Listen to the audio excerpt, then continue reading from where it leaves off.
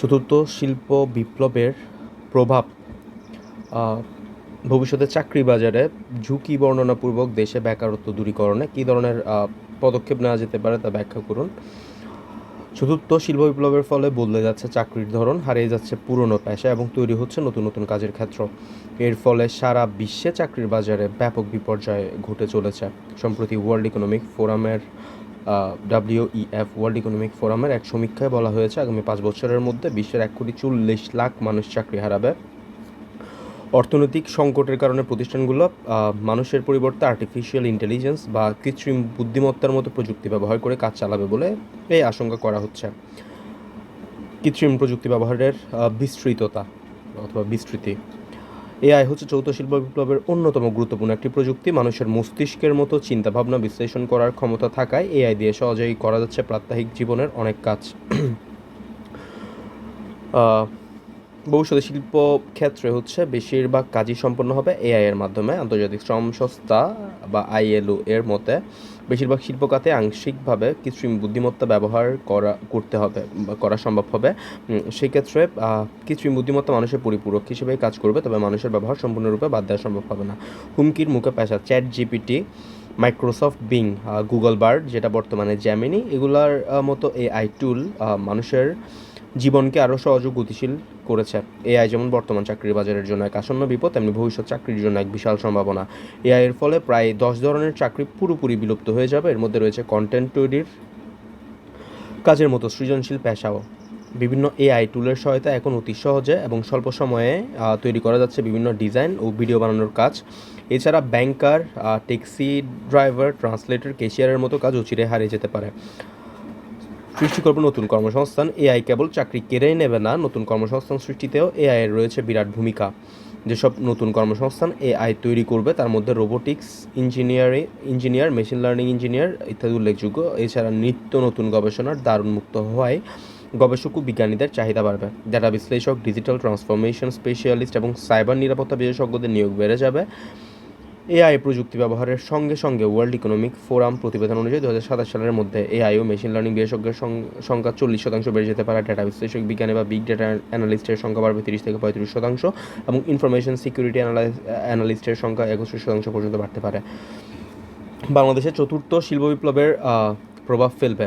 তাহলে আন্তর্জাতিক দেশের মতো চতুর্থ শিল্প বিপ্লবের প্রভাব বাংলাদেশেও পড়া শুরু হয়েছে। 2023 সালে অ্যাটুআই অ্যাসপায়ার টু ইনোভেট এর উদ্যোগে 16টি সেক্টরের ভবিষ্যৎ কর্মসংস্থানের উপর একটি গবেষণা পরিচালিত হয়। সেক্টরসমূহ হচ্ছে আরএমজি, রেডিমেড গার্মেন্টস ও textile, furniture, agrofood, leather, tourism and hospitality, ceramic, light engineering, এরপরে হচ্ছে health care, ICT construction, real estate, transportation, pharmaceutical, insurance and banking, creative media এবং ইনফর্মাল ও সিএমএসএমই। ফলাফলে দেখা যায় 2041 সাল নাগাদ এসব সেক্টরের বিভিন্ন পেশায় কর্মরত 70 লক্ষাধিক লোক হচ্ছে চাকরি হারাবে। আবার নতুন নতুন পেশায় হচ্ছে 1,10,00,000 চাকরির বিশাল সুযোগ তৈরি হবে।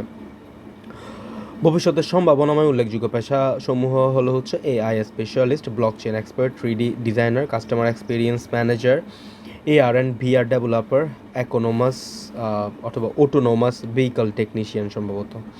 এরপরে হচ্ছে drone surveyor, cyber physical control system operator ও robot doctor, virtual home assistant. নতুন এই বাজার অনুযায়ী হচ্ছে বিভিন্ন সরকারি বেসরকারি প্রতিষ্ঠান বেকার যুবকদের জন্য নানা রকম দক্ষতা উন্নয়নমূলক কার্যক্রম শুরু করেছে।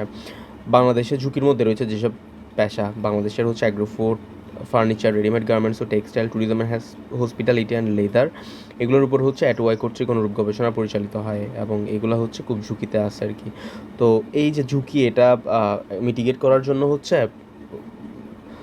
রিস্কিলিং এবং হচ্ছে আপ স্কিলিং এগুলো করতে হবে। রিস্কিলিং হচ্ছে বিদ্যমান পেশা থেকে নবসৃষ্ট পেশায় স্থানান্তর করতে হবে, আর আপ স্কিলিং মানে চতুর্থ শিল্প বিপ্লবের চাহিদা অনুযায়ী বিদ্যমান পেশার উন্নয়ন করতে হবে। এই যে পরিবর্তনশীলতার মধ্য দিয়ে যাচ্ছে এআই এর কারণে, এটা মোকাবেলায় হচ্ছে দেশের মধ্যে তো ঘাটতি আছে। এখন এই ঘাটতিটা হচ্ছে কি? এই যে বাংলাদেশে প্রায় প্রতি বছর হচ্ছে 22 লক্ষাধিক বেকার যুব সমাজ হচ্ছে শ্রমবাজারে আসতেছে। চাকরির বাজারে প্রতিনিয়ত পরিবর্তনশীল হওয়ার কারণে বিশাল এই যুব জনগোষ্ঠী চাকরির বাজারে প্রবেশের ক্ষেত্রে নানা রকম চ্যালেঞ্জের সম্মুখীন হইতেছে। এর অন্যতম কারণ হচ্ছে 95% মাধ্যমিক উচ্চ বিদ্যালয়ের উচ্চ মাধ্যমিক প্রতিষ্ঠানে হচ্ছে কোনো প্রকার কোচ বা পরামর্শদাতা নেই, যারা হচ্ছে তাদেরকে গাইড করবে। 56% বিশ্ববিদ্যালয়ে কর্মজীবন সম্পর্কিত সহায়ক কোনো সেবা নাই। 94% কারিগরি বৃত্তিমূলক প্রতিষ্ঠানে কর্মসংস্থান সম্পর্কিত কোনো কার্যক্রম নেই। সো এগুলোর জন্য হচ্ছে ব্যাপারগুলো হচ্ছে। সো স্মার্ট নাগরিক হিসেবে গড়ে তোলার লক্ষ্যে সরকার এবং বেসরকারি এই কেরিয়ার গাইডেন্স সেন্টারসমূহ নিয়ে গড়ে তোলা হয়েছে হচ্ছে স্মার্ট কেরিয়ার গাইডেন্স নেটওয়ার্ক। এটা আশা করি হচ্ছে অনেক উপকার করবে বেকারদের। বাংলাদেশের বেকারত্বের পরিস্থিতি, তো বিশ্বব্যাংকের এক প্রতিবেদনে বলা হয় যে স্নাতক শেষ করার পর 37% ও 43% তরুণ তরুণীর হচ্ছে চাকরি পেতে হচ্ছে ন্যূনতম 1 থেকে 2 বছর লাগে। 37% তরুণ এবং 43% তরুণী চাকরি পেতে হচ্ছে ন্যূনতম 1 থেকে 2 বছর সময় লাগে গ্র্যাজুয়েশনের পরে, এবং মাত্র 19% তরুণ তরুণী হচ্ছে স্নাতক পাশের পরপরই পূর্ণকালীন বা খণ্ডকালীন চাকরি পেয়ে থাকেন। এবং এই যে বেকারত্ব, এই বেকারত্বের মূল কারণ হইতেছে সাপ্লাই এবং ডিমান্ডের মধ্যে সমন্বয়হীনতা। এখন সাপ্লাই দিচ্ছে হচ্ছে কারা? সাপ্লাই দিচ্ছে হচ্ছে শিক্ষা এবং দক্ষতা উন্নয়নমূলক প্রতিষ্ঠানগুলো, ডিমান্ড হচ্ছে শিল্প প্রতিষ্ঠান। তাহলে এই যে সাপ্লাই এবং ডিমান্ডের মধ্যে সমন্বয়হীনতার একটা ব্যাপার আছে।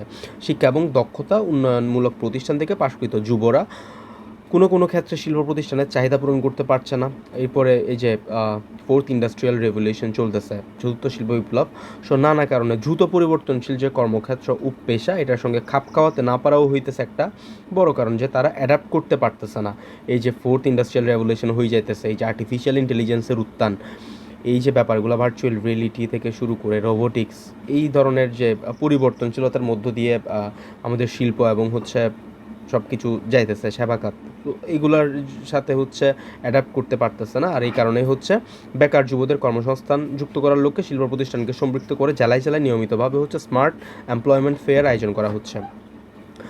বেকারত্ব সমাধানে হচ্ছে নাইস প্ল্যাটফর্ম প্রতিষ্ঠা, সাপ্লাই এবং ডিমান্ডের মধ্যে ভার্চুয়ালি সমন্বয় সাধন করে বেকার যুবদের কর্মসংস্থানের লক্ষ্যে অ্যাটুআই, যেটা আগে ছিল হচ্ছে অ্যাক্সেস টু ইনফরমেশন, বর্তমানে অ্যাসপায়ার টু ইনোভেট, এইটা কর্তৃক হচ্ছে national intelligence for skill education employment and entrepreneurship, এটা আদতে হচ্ছে NISE, এরপরে হচ্ছে 3 আছে, মানে ই হচ্ছে 3টা, তাহলে N দিয়ে হচ্ছে ন্যাশনাল, আই দিয়ে হচ্ছে ইন্টেলিজেন্স, ফর এরপরে এস দিয়ে হচ্ছে স্কিলস, এরপরে 3টা ই আছে, E3, তাহলে এডুকেশন এমপ্লয়মেন্ট অ্যান্ড হচ্ছে এন্টারপ্রেনারশিপ।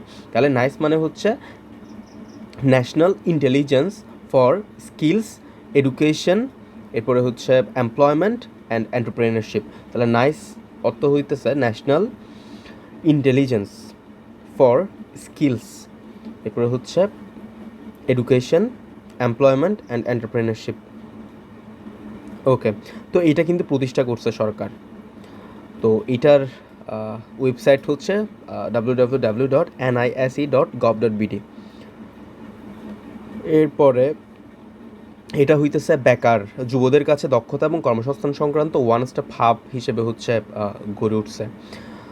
এরপরে স্মার্ট বাংলাদেশ বাস্তবায়নে স্মার্ট কর্মসংস্থানের হচ্ছে কোনো বিকল্প নেই। যে স্মার্ট বাংলাদেশ বাস্তবায়ন করার জন্য স্মার্ট কর্মসংস্থানও তো হইতে হবে। যদি কর্মসংস্থান বা এমপ্লয়মেন্ট জেনারেশন ঠিক মতো না হয়, তাহলে স্মার্ট বাংলাদেশ কীভাবে হবে? আর এই কারণেই হচ্ছে বর্তমান সরকার নির্বাচনী ইশতেহারের একটি বড় লক্ষ্য হচ্ছে কর্মসংস্থান সৃষ্টি করা বা এমপ্লয়মেন্ট জেনারেট করা।